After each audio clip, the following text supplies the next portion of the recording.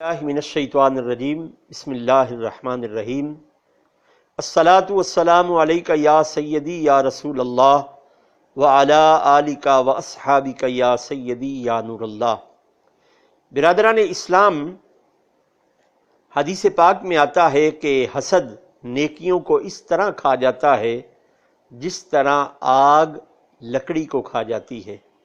यकीनन आपने इस बात का तजर्बा किया होगा और देखा होगा, जब जलती हुई आग में लकड़ी को डाला जाता है तो वो आग लकड़ी को जलाकर भस्म कर देती है, बिल्कुल उसे ख़त्म कर देती है, कोयले में तब्दील कर देती है। यही हाल उस वक्त होता है जब हम किसी को देखकर हसद करते हैं और हमारी नेकियां भी उसी तरह ख़त्म हो जाती हैं जिस तरह आग लकड़ी को ख़त्म कर देती है। आज मुझे अपने उस्ताद मुहतरम की वो बात याद आ रही है कि अल्लाह रब्बुल इज़्ज़त जल्ला वहदहू ला शरीक ने हसद को 100% पैदा किया है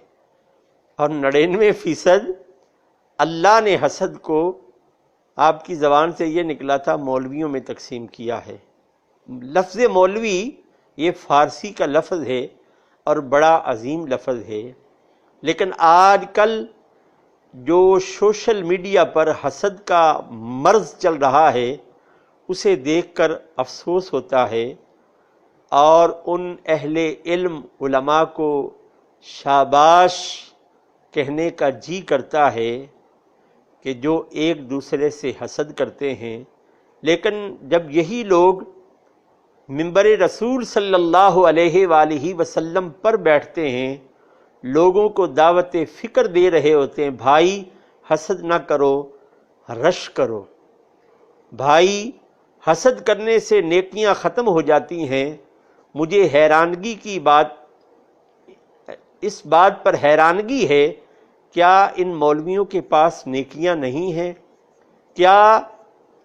हसद करने से इनकी नेकियां उस तरह तबाह बर्बाद नहीं हो रही जिस तरह नबी करीम सल्लल्लाहु अलैहि वसल्लम ने इरशाद फरमाया है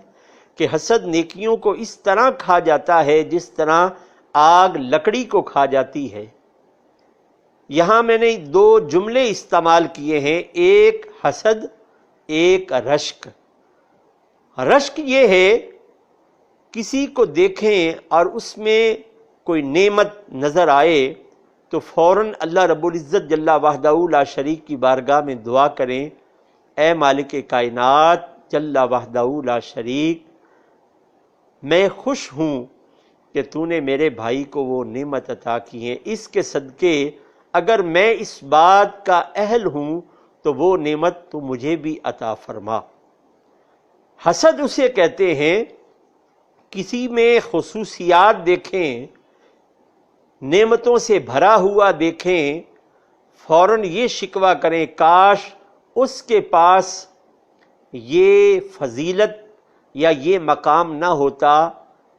तो हम फ़ौरन कहते हैं या अल्लाह उससे छीन कर वो फजीलत और मकाम मुझे दे दे, इसे हसद कहते हैं। आज हर आम व ख़ास सोशल मीडिया पर एक कुश्ती देख रहा है। वो अहले सुन्नत के उलमा जिन्हें हम अपने सर का ताज समझते हैं, अपने एक सुन्नी आलमे दीन के जेल जाने पर इस कदर खुश हैं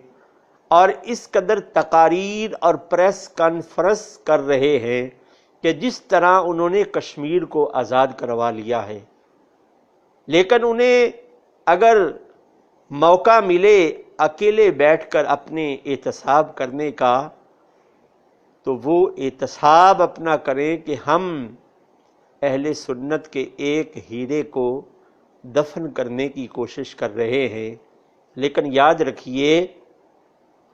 फूंकों से ये चिराग बुझाया न जाएगा।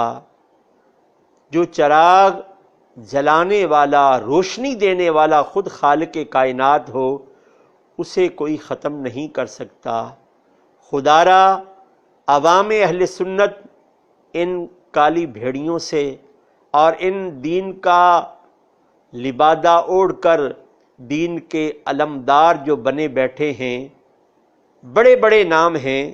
ان میں علماء بھی ہیں، ان کے نام کے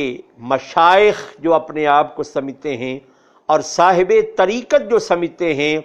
جو اپنے بڑوں کے مزاروں کی کمائیاں اور ان کے نام کے صدقے اپنے ہاتھوں اور پاؤں کو بوسہ دلوانے پر بڑا ناز اور فخر محسوس کرتے ہیں،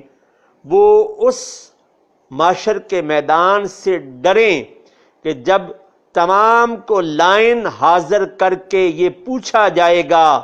کہ تم نے جو منبر رسول پر درس دیا تھا، کیا وہ درس تمہارے اوپر لاگو نہیں ہوتا؟ شاید کہ اتر جائے تیرے دل میں میری بات، وما علینا الا البلاغ المبین۔